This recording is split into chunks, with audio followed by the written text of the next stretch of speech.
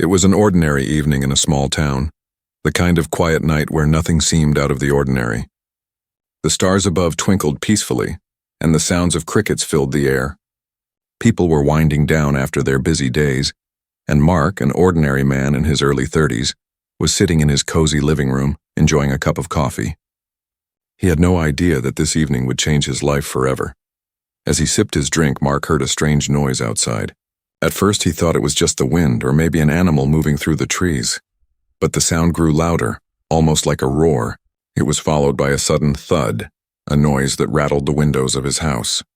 Mark's heart raced as he stood up and walked toward the window, his curiosity getting the best of him. From his vantage point, he saw something unbelievable, what appeared to be a spaceship, slowly crashing down into the woods just beyond his house. Mark's eyes widened in shock. The craft was glowing, its lights flickering as it spiraled through the air. It crashed with a loud bang, sending a plume of dust and smoke into the night sky. Mark's first instinct was to run for cover, but something deep inside him told him he needed to go out and see what had happened. He grabbed his flashlight, hesitated for a moment, and then rushed out the door, his mind racing with questions.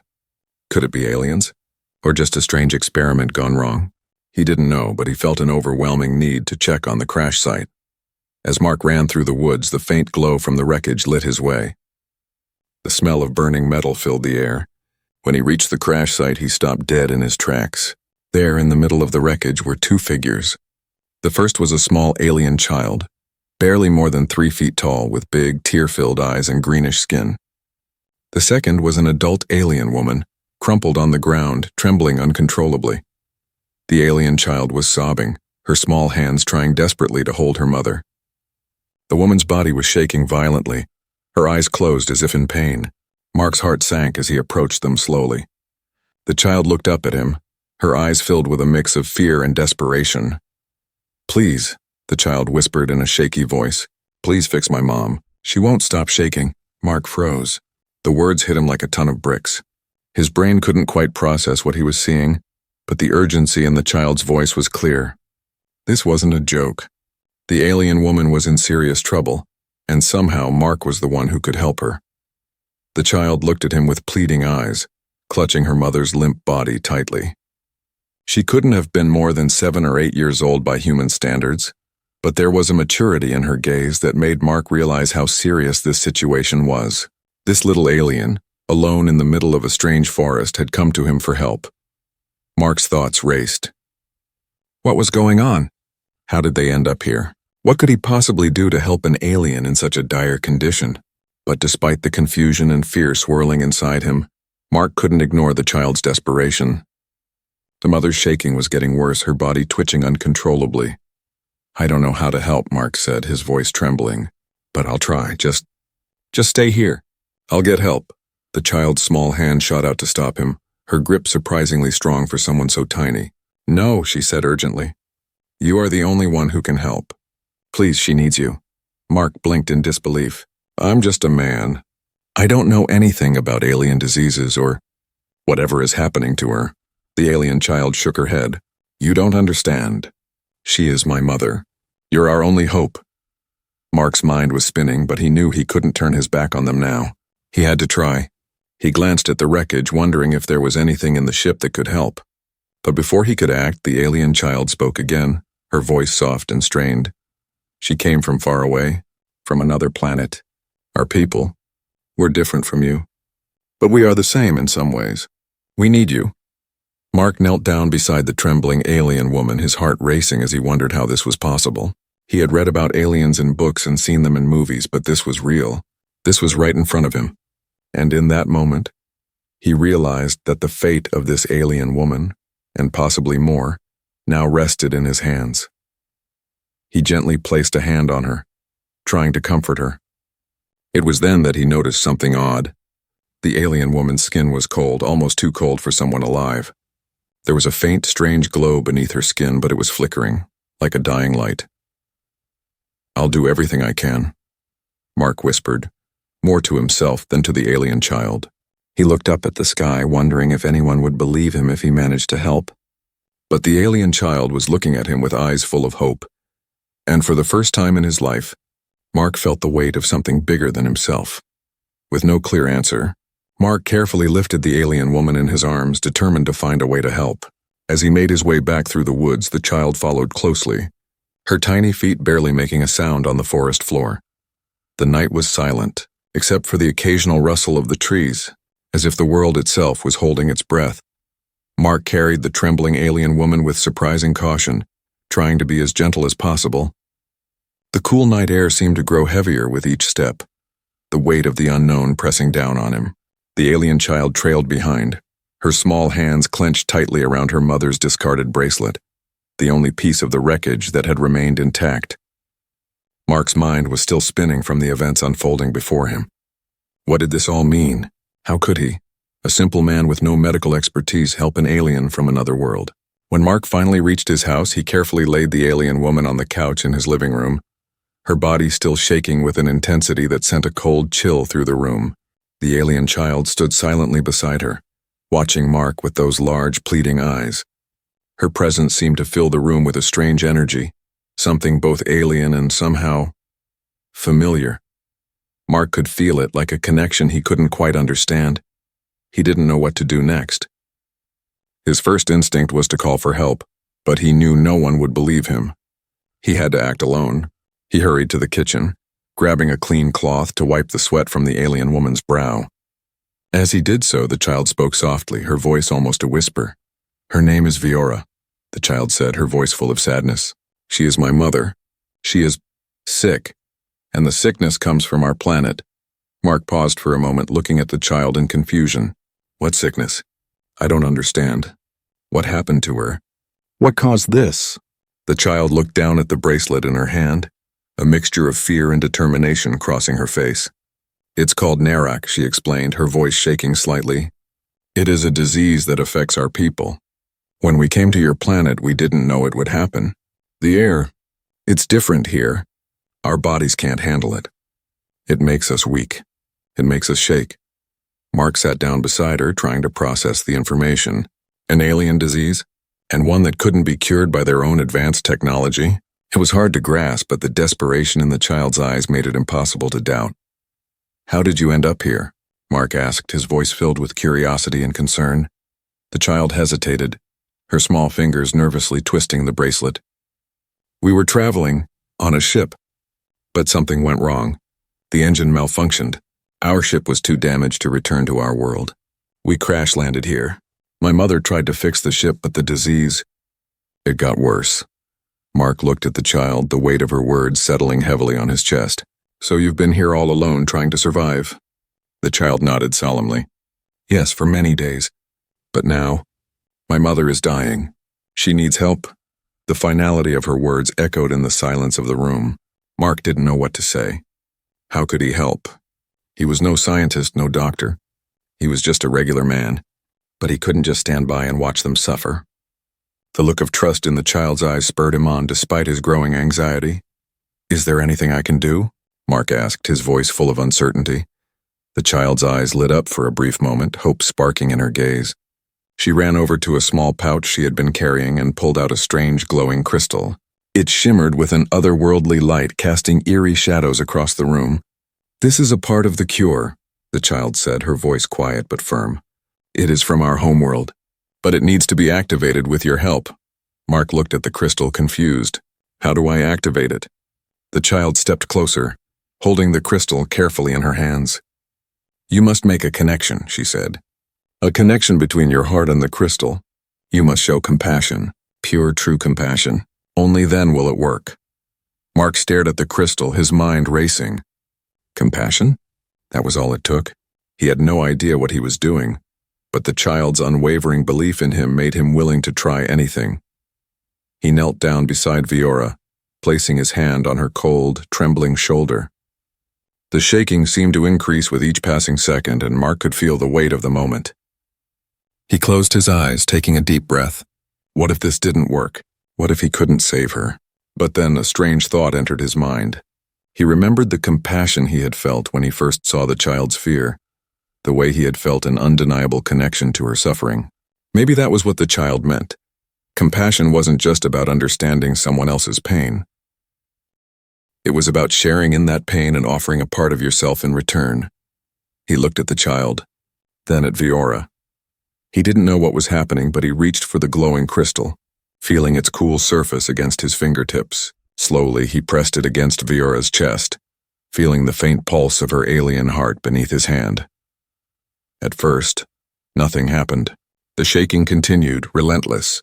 But then, just as Mark was about to pull away, he felt a sudden warmth radiate through his fingers. It started in the crystal but soon spread to his hand, up his arm, and into his chest. The warmth was gentle at first, but it grew, filling him with a sense of peace he couldn't explain. The child gasped, stepping back as the glowing crystal began to pulse with brighter, steady light. Mark felt a wave of energy surge through him, his chest tightening, his heart racing. It was as though the crystal was drawing something from him, pulling his very soul into the effort.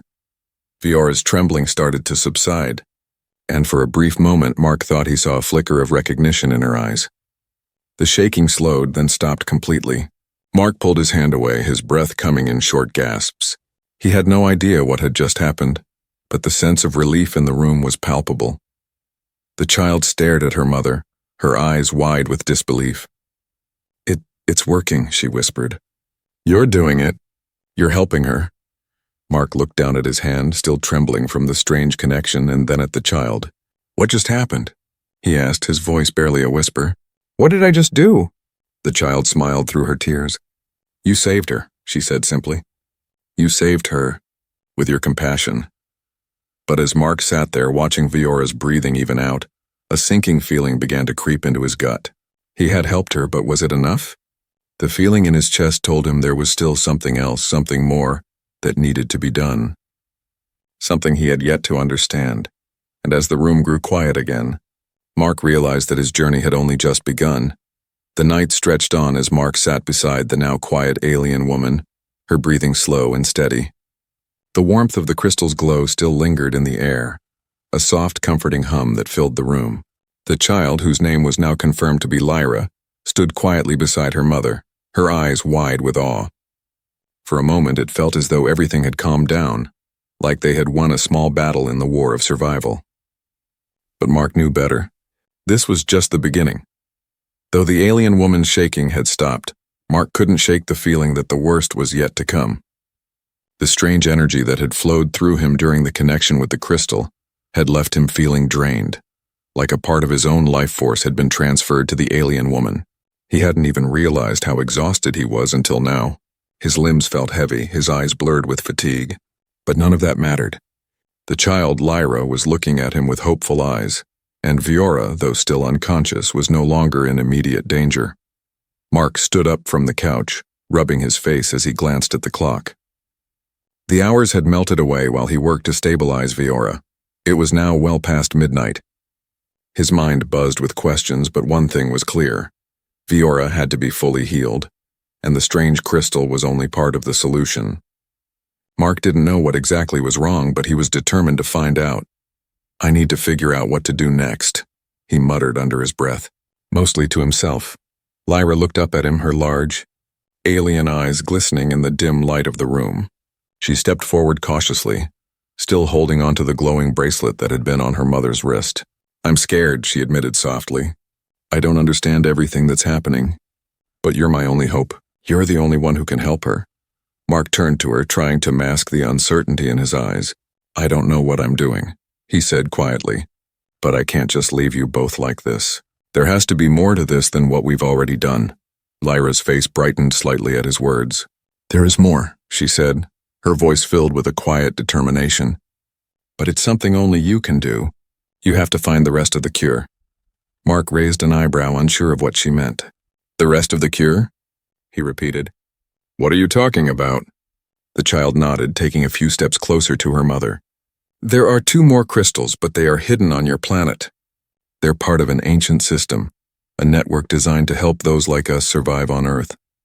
It's not just the atmosphere, it's the energy here. Our kind were not meant to live on this world. We need the crystals to protect us from the changes in the air and the harmful energy fields that surround your planet. Mark's heart skipped a beat. Crystals? Energy fields? What are you talking about? Lyra glanced at him as if trying to decide whether or not she could trust him with the full truth. Your planet isn't like it seems, she began cautiously. Earth is full of energy. It pulses with life in ways you don't understand. My people have known about it for centuries, but we can only access that energy through the crystals.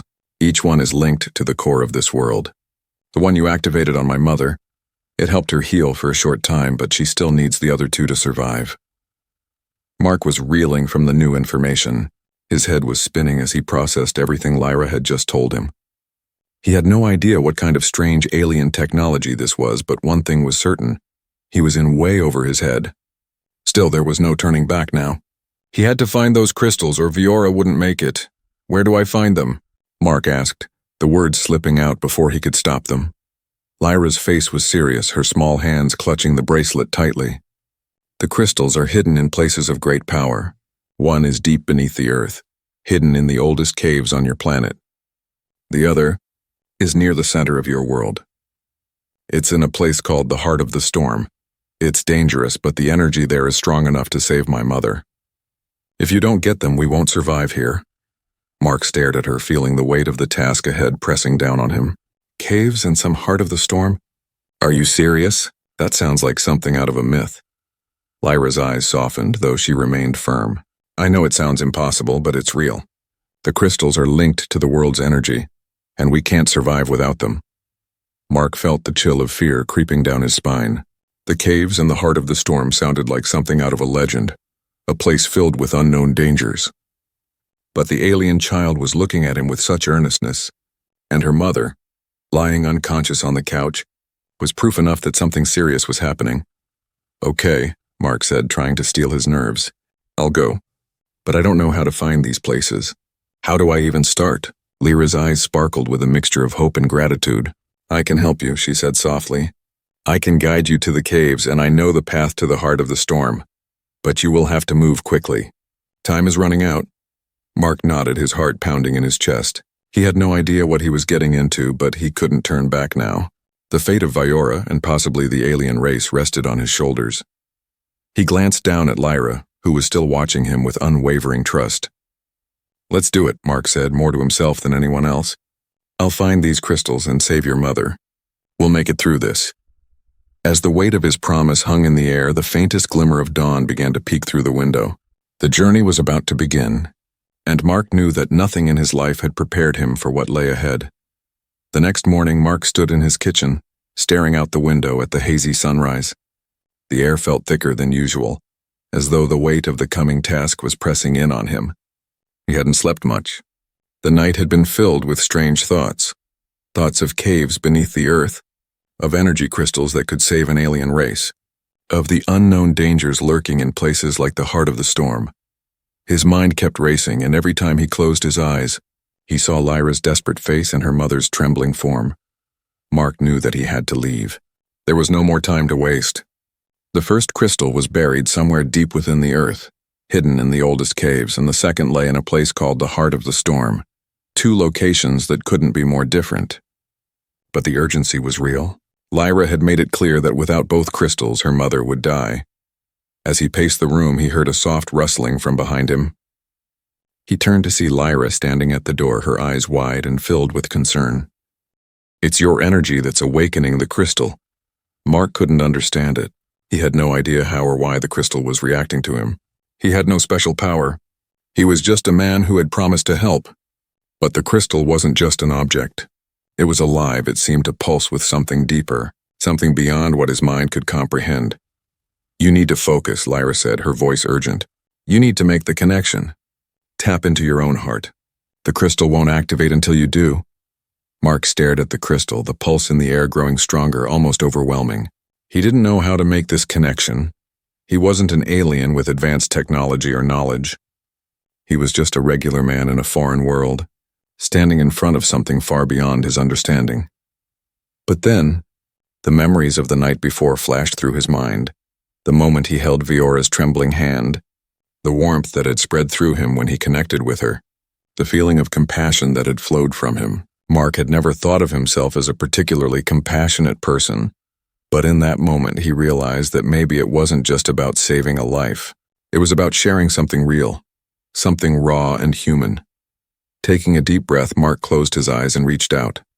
He didn't know what to expect, but he felt the pull, the hum of the crystal resonating in his chest, mirroring the beat of his heart.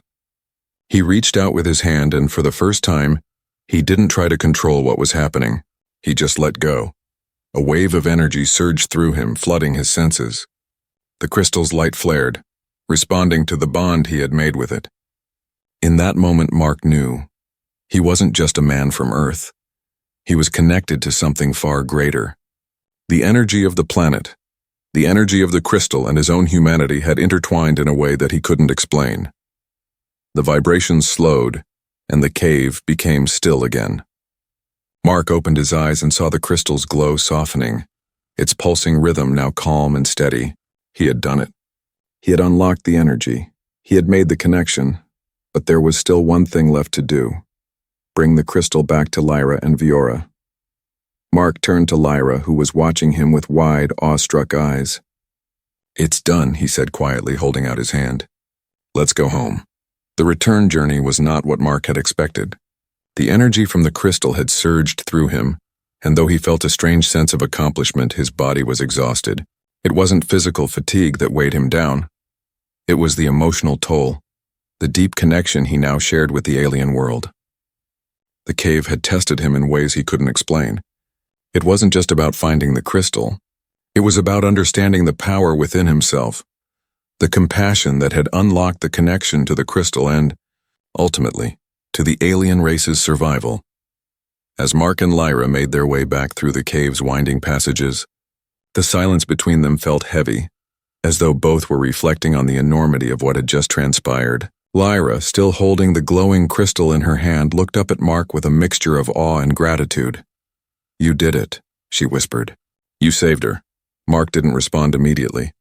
His mind was still processing everything: the connection, the energy, the way the crystal had responded to him.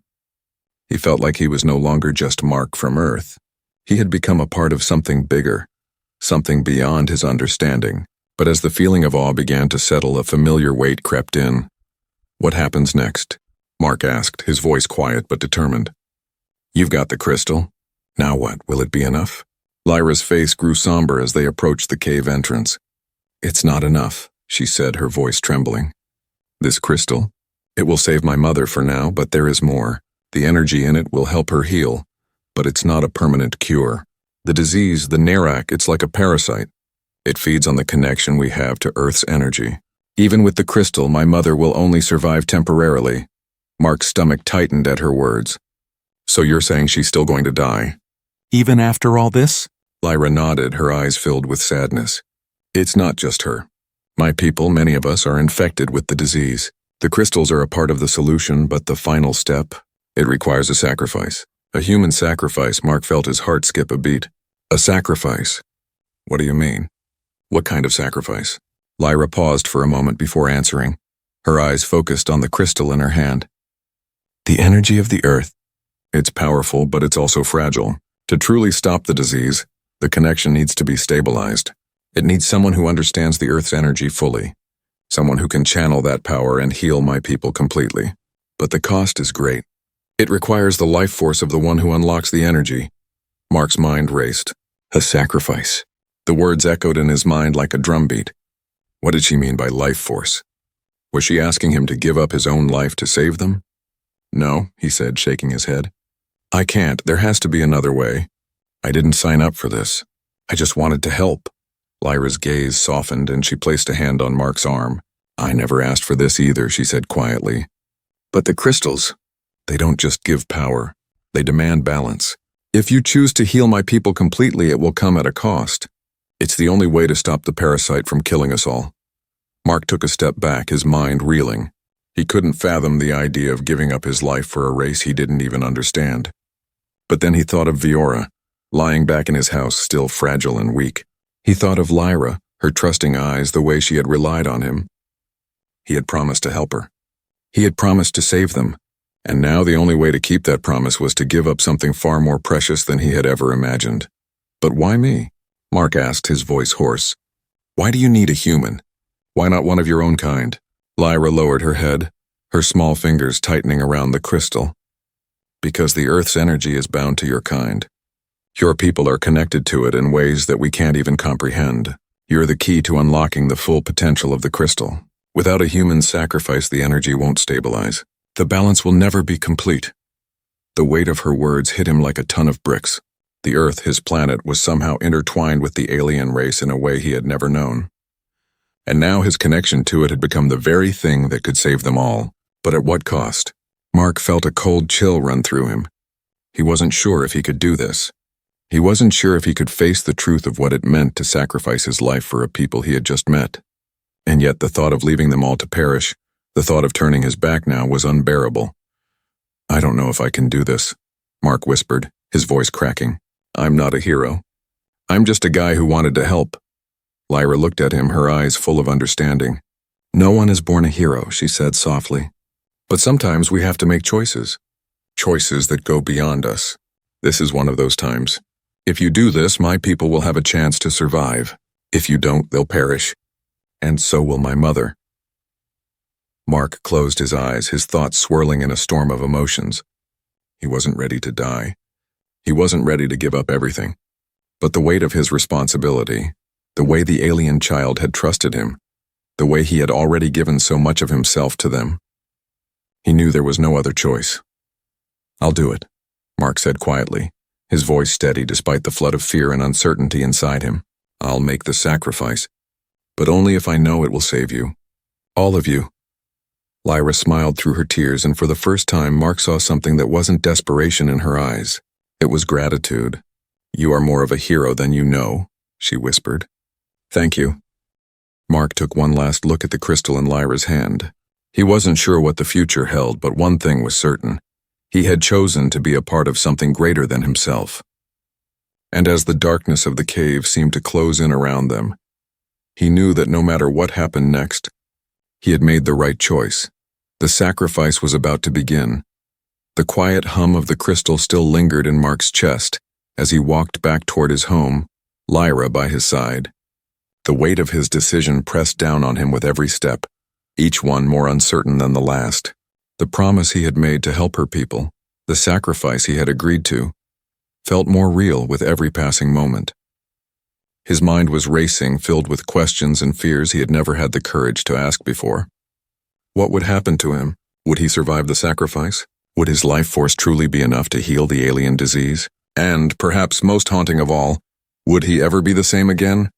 The sun was beginning to rise as they reached the clearing where the forest met the small town. The first light of day bathed the world in soft hues of gold and purple, a sharp contrast to the storm brewing inside him. Mark's thoughts were a whirlwind, but there was no turning back now. He had made his choice, and the only thing left to do was to follow through. Lyra, who had been eerily quiet during the walk, finally spoke. Her voice was soft, like a whisper caught on the wind. I've never met someone like you, Mark, she said. Your kind, your bravery, it's unlike anything I've seen. Mark didn't respond right away. His mind was still clouded, but her words seemed to offer a glimmer of hope, something he hadn't allowed himself to feel since the moment he made the choice. He glanced over at Lyra, her small form walking beside him, looking every bit like the alien child she was. Yet in that moment she didn't seem so different from the humans Mark had known. She was driven by love and hope, and perhaps in some ways that was the very thing that connected them. I never thought of myself as brave, Mark said, his voice low. I was just trying to do the right thing. I wasn't ready for any of this. But I guess sometimes you don't get a choice. Lyra nodded, her gaze focused ahead. I understand. And I am thankful. You don't know how much this means to us. They reached Mark's house, the front door standing wide open as though waiting for them. Mark's pulse quickened. He knew what was coming. He could already feel the pull of the crystal's energy, its power resonating through his body, urging him toward the final step. He had to face it. He had to face the unknown. As they entered the house, Mark saw Viora lying on the couch, her body still, but her breath was steady. The light from the crystal seemed to flicker in response to her presence, as though it recognized her, a lifeline still hanging in the balance. The journey hadn't been easy, but they were so close. Mark's heart pounded, and for a moment he thought he might back out. Fear wrapped around him like a cold blanket. But then he remembered Lyra's words. You're the key to unlocking the full potential of the crystal. Without this final act, without the sacrifice, all of it would be in vain. Lyra, Mark said, his voice firm now, though it trembled beneath the surface. "I'm ready." She gave him a soft, knowing smile and placed the crystal in his hands. The instant it made contact, a surge of energy coursed through him, stronger than anything he had felt before. His vision blurred and the air seemed to shimmer around him. His body trembled under the weight of the crystal's power, and he felt as though the very fabric of reality was stretching, bending under his fingers. Lyra stepped back, her eyes never leaving him. "You must focus, Mark," she said softly. "Let the energy guide you, but remember, you are the bridge. Without your sacrifice, nothing will change." Mark closed his eyes and took a deep breath. He didn't understand fully, but in that moment he wasn't afraid. He had already made the decision to help these beings, no matter the cost. He wasn't afraid of dying anymore. What terrified him was the idea of failing them. Failing Lyra. Failing Viora. He pressed the crystal to his chest, and as soon as he did, he felt a pulse. A warm, electric pulse that spread through his body like a fire igniting in his veins. The world around him dissolved, replaced by a glowing light that seemed to stretch on forever. He was no longer in his house. He was no longer on Earth. He was in the heart of the energy itself. In that space he saw faces, alien faces, familiar faces, faces full of hope, full of pain. His vision swirled and he felt the weight of 1,000 lives hanging on him. The energy was feeding into him, wrapping around his being, pulling at his essence. It was both beautiful and terrifying. The power of the earth, of his life, of everything he had ever known, was being siphoned into this single pivotal moment. Then something shifted. A sharp pain ran through his chest as though every fiber of his being was being pulled apart. He gasped, struggling to hold on to the crystal, as the power surged through him like a wild current. The pain intensified. But with every painful pulse, he felt the connection between him and the earth grow stronger, more profound. It was as if the land itself was reaching out to him, offering its energy, its strength, its life force. And in return, Mark gave everything he had, a final agonizing pull, and then nothing. Mark's world went dark. When he opened his eyes again, he was lying on the floor of his living room, the soft hum of the crystal barely audible. His body felt numb, like he had been asleep for ages. The air was still. Mark blinked a few times, his mind slowly adjusting. His heart, though faint, was still beating. He felt weak, drained, like every ounce of strength had been drained from him. Lyra was kneeling beside him, her small hand resting on his. Her eyes were filled with emotion, relief, sorrow, and gratitude. "You did it," she whispered, her voice thick with tears. "You saved us." Mark could barely speak, his throat dry. He tried to sit up, but his body wouldn't obey. He looked over at Viora, who was now sitting up on the couch, her face calm and relaxed. The trembling that had plagued her for so long had completely vanished. "You did it," Mark said weakly, barely able to form the words. Lyra nodded, tears slipping down her cheeks. "You gave us everything, and for that we will never forget you." Mark closed his eyes again, a faint smile crossing his lips. He had saved them. He had made the sacrifice, and though his body was broken, his heart felt full. He had done what he set out to do. And now in this strange new world, something greater was beginning. A new beginning.